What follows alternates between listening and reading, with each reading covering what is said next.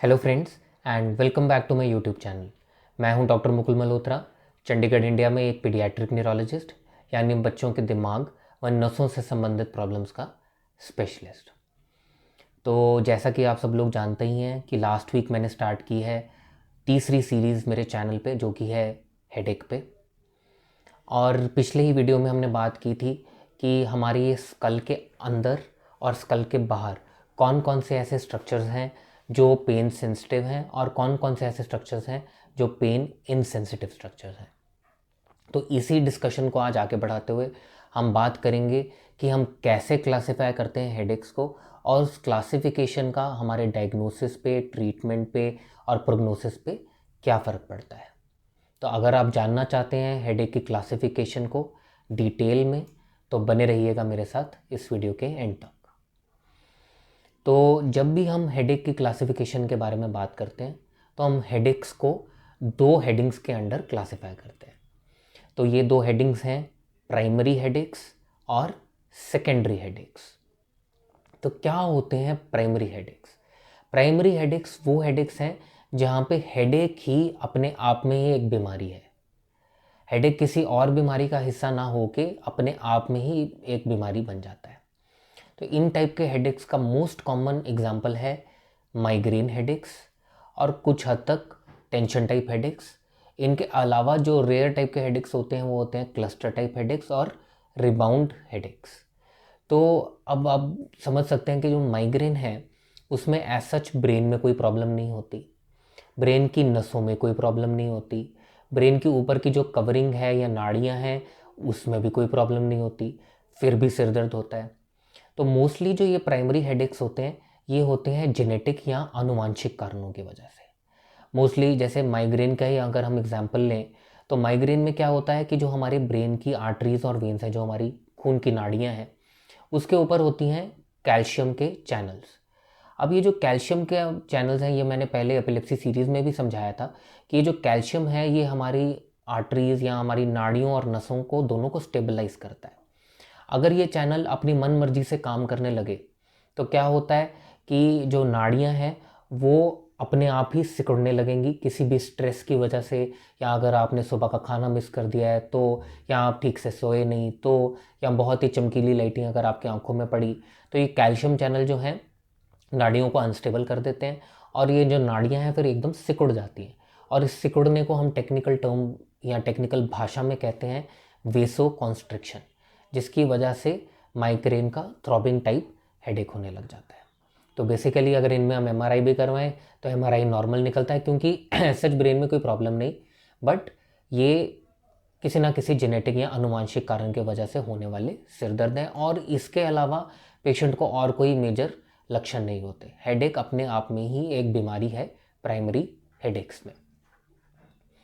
पर अब हम बात करते हैं दूसरी जो क्लासिफिकेशन है वो है सेकेंडरी हेडेक्स की। अब सेकेंडरी हेडेक्स अभी तक आप समझ ही गए होंगे, ये वो वाले हेडेक्स हैं जो किसी और बीमारी में सिर दर्द के होने को दर्शाते हैं। मतलब कोई और बीमारी है जिसमें सिर दर्द एक छोटा सा लक्षण है। जैसे फॉर एग्जांपल कि अगर किसी बच्चे को मेनिंजाइटिस हुआ या इन्फेक्शन हुई जो ब्रेन तक पहुंची, तो सबसे पहले जब वो ब्रेन तक पहुंचेगी तो बाहर की परतों से मिलेगी। तो मैंने जैसे बताया था पिछली वीडियो में कि जो बाहर की परत है, सबसे बाहर की परत है, वो है हमारी ड्यूरा मैटर और ये है पेन सेंसिटिव स्ट्रक्चर। तो जब ये इन्फेक्शन वहाँ पहुँचती है तो वो वहाँ पे सोजिश कराती है। सोजिश के वजह से ये वाला जो बाहर का जो परत है ये दर्द करने लगता है। और जिन बच्चों को ये इन्फेक्शन की प्रॉब्लम होती है, बाकी लक्षणों के अलावा भी सिर दर्द भी इनमें गंभीर रूप से आ जाता है। वैसे ही जैसे मैंने पिछली बार बताया था कि हमारी आर्टरीज जो अच्छा खून हार्ट से लेके आती हैं ब्रेन तक, और जो वेन्स जो गंदा खून ब्रेन से हार्ट तक लेके जाती हैं, ये दोनों भी पेन सेंसिटिव हैं। तो अगर इनमें सपोज कीजिए अगर वेन्स में कहीं एक क्लॉट बन गया या थ्रोम्बस बन गया तो क्या होने लगेगा, ये पेन सेंसिटिव स्ट्रक्चर्स हैं, वहाँ पे प्रेशर बढ़ने लगेगा तो इनमें दर्द उठेगी और इसे हम बोलते हैं सेरेब्रल साइनोवीनस थ्रोम्बोसिस। मतलब क्लॉट बना, क्लॉट की वजह से सिर दर्द स्टार्ट हो गया और बच्चे का होश और आवाज़ भी खो गया। तो जब हम एमआरआई करा के देखते हैं तो हमें पता चलता है कि हेडेक का कारण तो अंदर बना हुआ थ्रोम्बस है। तो बेसिकली यहाँ पे जो सिर दर्द हुआ है वो किसी एक बड़ी प्रॉब्लम का एक छोटा सा हिस्सा है, इसीलिए हम इसे बोलते हैं सेकेंडरी हेडेक्स। अब बात उठती है कि अगर हमने क्लासीफाई कर भी लिया तो इसका फ़ायदा क्या। तो सबसे इम्पॉर्टेंट कि अगर हमने किसी भी हेडेक को सेकेंडरी हेडेक्स के अंदर क्लासीफाई कर दिया तो अब हमें कारण ढूंढना पड़ेगा कि क्यों हुआ था ये सेकेंडरी हेडेक। तो जब हम एमआरआई करवाते हैं तो हम करवाते हैं एमआरआई ब्रेन विद कॉन्ट्रास्ट, जहाँ पे हम देखना चाहते हैं कि जो बाहर की परत है उसमें कहीं कोई सोजिश तो नहीं आ गई जिस वजह से दर्द हो रही है। या फिर एमआरआई के साथ हम करवाते हैं एमआरए, एनजीओ मतलब जहाँ पे हम आर्टरीज देखना चाहते हैं ब्रेन के अंदर की, और साथ में एमआरवी जहाँ पे हम वेन्स भी देखना चाहते हैं ब्रेन के अंदर कि उनके अंदर कोई क्लॉट तो नहीं जम गया या उनके आसपास कोई सोजिश तो नहीं हो गई जिस वजह से ये प्रॉब्लम आ रही है।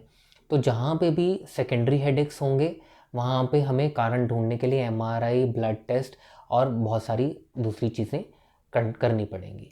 पर अगर हमने किसी हेडेक को क्लासीफाई कर दिया प्राइमरी हेडेक्स में तो हमें पता है कि अगर हम ब्रेन का एमआरआई कराएंगे भी तो 95% हमें कुछ मिलेगा नहीं।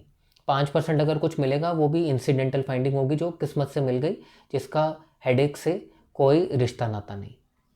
तो प्राइमरी हेडेक्स में नॉर्मली जांच पड़ताल का कोई ज़्यादा रोल है नहीं, और अगर हमने बच्चे की हिस्ट्री समझते हुए, उसकी प्रॉब्लम समझते हुए ये ऐसे क्लासीफाई कर लिया है कि ये बच्चे को प्राइमरी वैस्कुलर हेडेक है, तो हम बिना इन्वेस्टिगेशंस के भी काम चला सकते हैं।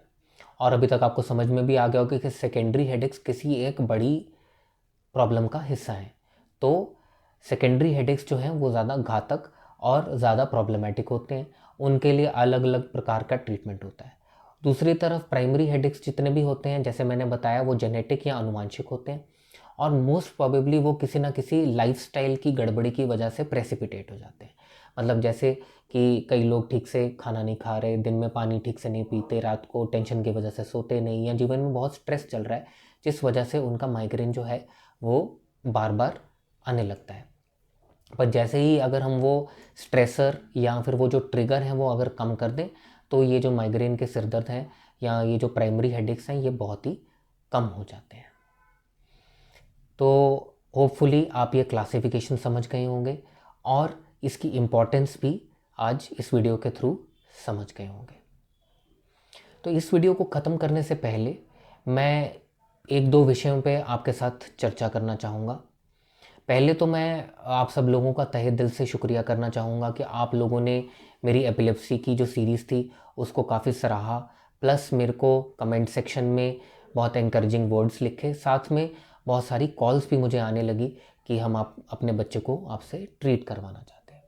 बट इसके साथ एक इशू भी खड़ा हो गया कि जहाँ पे मैंने नोटिस किया कि कई लोग मुझे फ़ोन ज़रूर करते हैं, सिर्फ बात करके ही वो अपना जो है मतलब सलाह लेना चाहते हैं।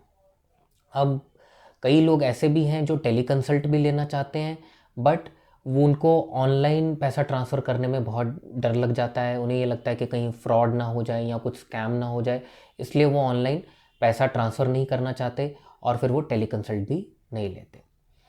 तो इस बारे में मैं 2-3 बातें आपके सामने रखना चाहूँगा। पहली तो ये कि अगर आप चंडीगढ़ या चंडीगढ़ के आसपास के इलाकों में रहते हैं तो आपका मेरे सेंटर पे तहे दिल से वेलकम है। आप मेरे सेंटर पे आइए तो ये जो ऑनलाइन का झमेला है या ऑनलाइन पैसा ट्रांसफ़र करने की जो टेंशन है ये ख़त्म ही हो जाएगी। दूसरा कि जो भी ऑनलाइन ट्रांजैक्शन के लिए मैं कहता हूँ वो एक सेफ़ मेथड के थ्रू ही होता है, यूपीआई के थ्रू होता है, और उस पे एक मेरा स्पेसिफिक क्यूआर कोड है जो मैं खुद ही अपने मोबाइल से आप लोगों के मोबाइल पे ट्रांसफ़र करता हूँ। उसको स्कैन करने के बाद ना आपके अकाउंट की डिटेल्स मेरे पास आती हैं, ना मेरे अकाउंट की डिटेल्स आपके पास जाती हैं। तो ये एक बहुत ही सेफ़ मेथड है।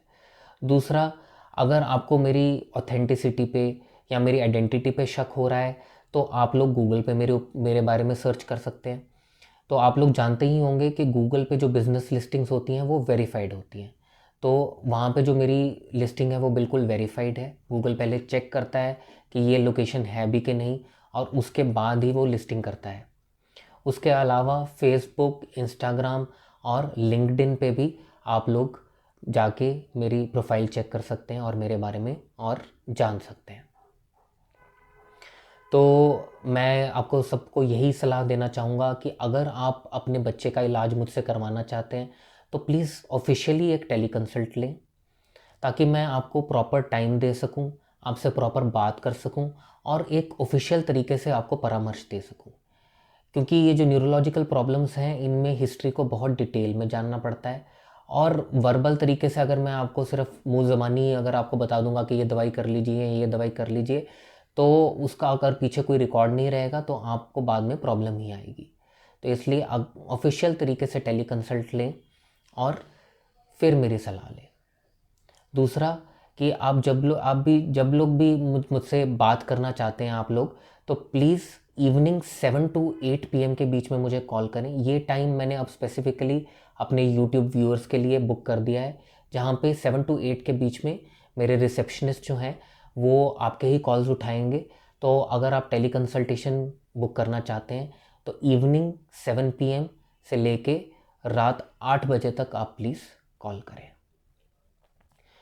जिन लोगों को सिर्फ डिज़ीज़ रिलेटेड कुछ छोटी मोटी क्वेरीज़ हैं या छोटे मोटे सवाल हैं, वो कमेंट सेक्शन में या इंस्टाग्राम में या फेसबुक में मुझे मैसेज करके बता सकते हैं। मोस्टली तो मैं उन सवालों का जवाब उसी टाइम दे देता हूँ अगर मेरे पास समय हो तो। बट अगर मैं उन सवालों का जवाब नहीं भी देता या फिर अगर बहुत सारे सवाल इकट्ठे हो जाते हैं तो मैं उनके लिए एक अलग से Q&A वीडियो भी लेके आऊँगा। तो आप घबराइए नहीं कि आपने मैसेज भेजा और रिप्लाई नहीं आया।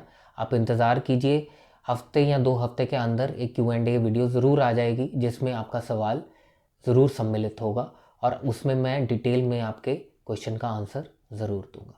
बट मेरी एक सलाह को प्लीज़ या मेरी एक अपील को ज़रूर मानिए कि अगर आप बच्चे का ट्रीटमेंट मुझसे करवाना चाहते हैं तो प्लीज़ टेली कंसल्ट ज़रूर लें, या फिर अगर हो सके तो मेरे आप सेंटर पे ही आ जाएं, तो उससे बेटर तो कोई बात होगी ही नहीं। तो आज की वीडियो के लिए बस इतना ही। अगर आपको मेरा कंटेंट अच्छा लगा हो तो प्लीज़ मेरे चैनल को सब्सक्राइब कीजिए और इस वीडियो को उन लोगों के साथ शेयर कीजिए जिन लोगों को इस इंफॉर्मेशन से फ़ायदा मिलेगा। तब तक के लिए अब आप खुश रहें, आप अपनी सेहत का पूरी तरह से ध्यान रखें और कोविड अप्रोप्रिएट बिहेवियर का अभी भी पालन करते रहें। जय हिंद।